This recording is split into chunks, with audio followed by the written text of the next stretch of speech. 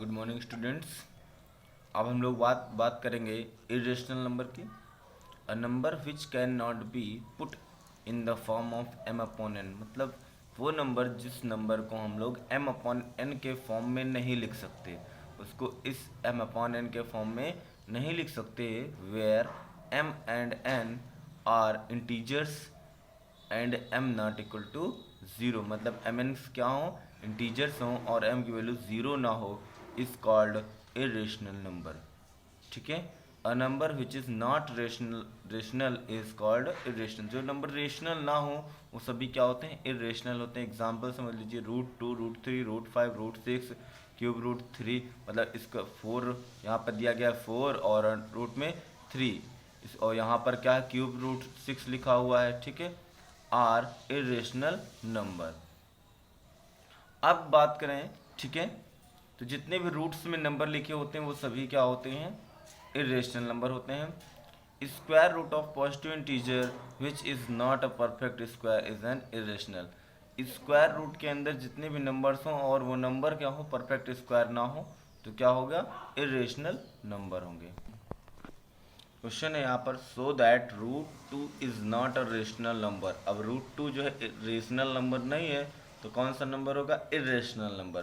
तो √2 को हमने क्या किया, यहाँ पर 2 ले लिया और इसकी वैल्यू मेथड से निकालेंगे, तो यहाँ 2 है, 1 से डिवाइड कराएंगे इसको, 1 1 1 जा 1, तो ये 1 क्या हो जाएगा, 1 + 1, इन दोनों को क्या करेंगे, यहाँ पर इन दोनों को हम करेंगे यहाँ ऐड, तो 1 + 1 कितना आ जाएगा, 2। अब यहाँ से 2 से 1 सेपरेट करा देंगे, 1 आ जाएगा। यहाँ से 2 ज़ीरो जो है यहाँ पर नोट कर लेंगे, 100 हो जाएगा। अब यहाँ पर 2 के साइड में कौन सी ऐसी वैल्यू लिखें और उससे डिवाइड कराएं, 100 में चला जाना चाहिए, तो हमने 4 ले लिया, क्योंकि 24 हो जाएगा। ठीक है, पूरा पूरा नहीं काटना है। ठीक है, ले तो ठीक है, 24 लिख लिया। तो अब उतनी ही बार जाना चाहिए, जितनी वैल्यू लिखें उतनी ही बार जाना चाहिए। तो यहाँ पर क्या हो जाएगा, 24 और 4 बार ले गए तो कितना हो गया, 96, और 24 में यहाँ पर 4 ऐड करके कितना कर दिया, 28 कर दिया। यहाँ 100 से 96 सब्ट्रैक्ट कराएंगे तो 4 आएगा। फिर यहाँ से 0 क्या करेंगे, नोट कर लेंगे, तो 400 हो जाएगा। अब 400 में अगर 28 है, 28 के बगल में कोई भी वैल्यू लिखें तो एक ही लिखा जा सकता है, एक बार ही जाएगी। ठीक है, तो एक लिख दिया, यहाँ पर 281 आ गया, और 281 में 1 ऐड कर लिया तो कितना हो जाएगा, 282 हो जाएगा। 282 हो जाएगा। 400 से 281 सब्ट्रैक्ट करा देंगे तो 119 आ जाएगा। 119 के बाद अब यहाँ पर फिर से 2 ज़ीरो क्या है, यहाँ नोट करेंगे, फिर वैल्यू क्या आ जाएगी। अब 282 के बगल में यहाँ कितना है, 11,900 है, तो 11,900 में कितने बार ले जाएं, 4 बार, और यहाँ पर 4 लिख दिया, यहाँ पर भी 4 लिखेंगे तो 11,296 आ जाएगा। कितना आ जाएगा, 11,296। अब इसको सब्ट्रैक्ट करा देंगे तो कितना आ जाएगा, 604 आ जाएगा। कितना आ जाएगा, 604, और इन दोनों को ऐड करके लिखेंगे तो ये वैल्यू इतनी आ जाएगी, 28 आ जाएगा। अब इसमें फिर 00 ऐड करा देंगे, नोट कर लेंगे यहाँ पर, फिर 2 टाइम्स ले जाएंगे तो 56,564 वैल्यू मिल जाएगी। इसी तरह करते चले जाएंगे, ये कभी ख़त्म नहीं होगा।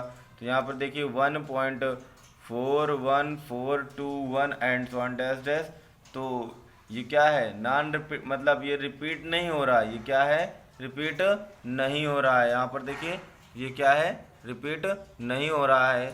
तो √2 की वैल्यू क्या आ गई है, यहाँ पर √2 की वैल्यू ये आ गई है 1.41421, which is non repeating and non terminating and non repeating, hence √2 is not rational number. अगर रिपीट होता तो क्या हो जाता, रेशनल नंबर होता, लेकिन अब रिपीट नहीं है तो इसलिए क्या है, नॉट रेशनल नंबर है।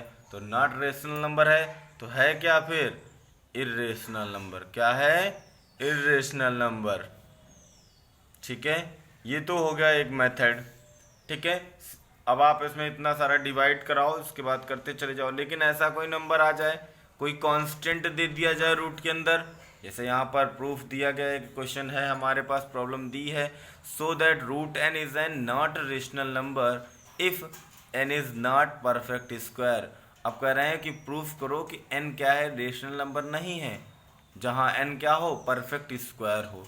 ठीक है, तो अब यहाँ पर एक मेथड हमारे पास और है। इन्होंने कहा कि रेशनल नंबर नहीं है, तो हम लोग वही काम करते हैं कि हम लोग मान लेते हैं कि रूट एन क्या है, रेशनल नंबर है। हम लोग कंट्राडिक्ट कराएंगे, मतलब कि अगर हमारे पास दो रास्ते हों, एक पर हमारी मंजिल मिलती हो और एक पर मंजिल ना मिलती हो, और हमें पता ना हो कि कौन सी किस रास्ते पर मंजिल है, तो हम क्या करते हैं, गलत रास्ता चुन लेते हैं। क्या चुन लेते हैं, गलत रास्ता, और लास्ट में जाकर के ये प्रूफ करते हैं कि ये रास्ता तो हमारा है ही नहीं, क्योंकि यहाँ से तो हमें रिजल्ट मिला नहीं, तो इसके अपोजिट वाला जो रास्ता था वो क्या हो जाएगा, सही हो जाएगा। जैसे देखिए, हमने यहाँ लेट कर लिया, if possible root N be a rational number, root N be a rational number, then by the definition of rational number. तो रेशनल नंबर की डेफिनेशन से रूट एन क्या हो जाएगा, पी अपॉन क्यू। इसको इक्वेशन 1 मान लेंगे, जहाँ पी और क्यू क्या होगा, हैव नो का।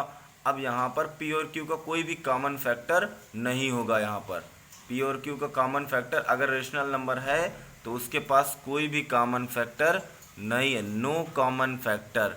ठीक है, अब इक्वेशन 1 पे आ जाओ, स्क्वायर कर दो बोथ साइड, इसका स्क्वायर कर दिया तो इक्वेशन 2 बन गई। क्रॉस मल्टीप्लाई अप्लाई करने के बाद P square equal to N square Q square.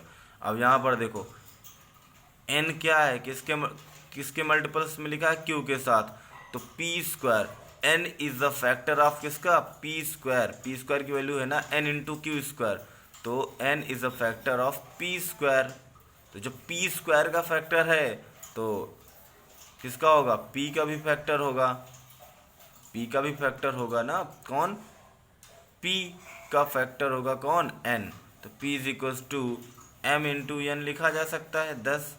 अब यहाँ पर p is equals to M into N, क्योंकि p का फैक्टर n है ना, तो एक कोई कांस्टेंट ले लिया, स्क्वायर कर दिया, एम स्क्वायर एन स्क्वायर आ गया। ठीक है, इक्वेशन 2 और इक्वेशन 3 को कंबाइन करा दिया, तो n q square equal to m square n. तो यहाँ पर क्या आ जाएगा, q square equal to n m square, तो q square equal to n m square.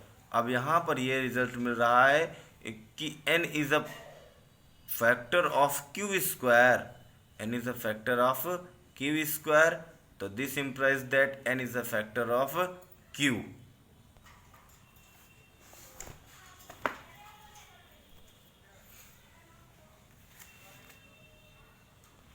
Theorems हैं वो देख लीजिए। The negative of irrational number, the negative of irrational number is an irrational number.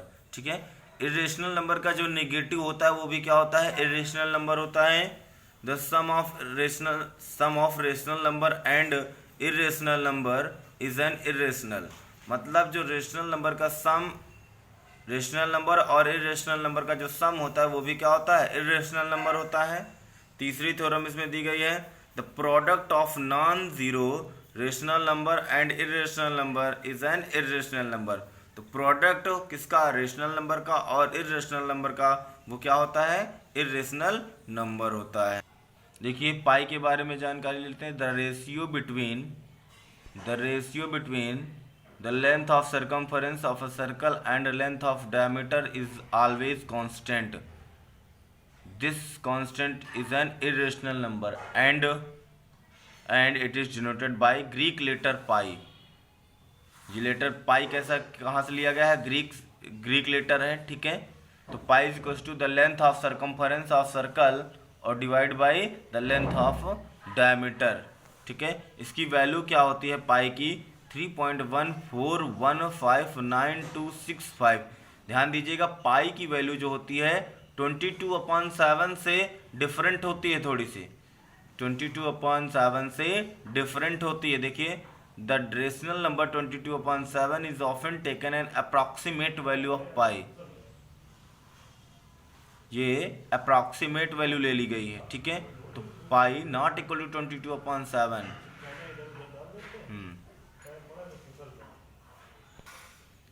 अब अगर हमारे पास वैल्यू इंसर्ट करानी हो किसके बीच, रेशनल नंबर के बीच में, तो एक अगर दो रेशनल नंबर हमारे पास पी एंड क्यू हो और उनके बीच में एक रेशनल नंबर अगर लेना हो तो क्या होगा, p प्लस क्यू अपॉन 2 होगा। और अगर उनके बीच में इरेशनल नंबर लेना हो तो क्या होगा, रूट पी क्यू होगा।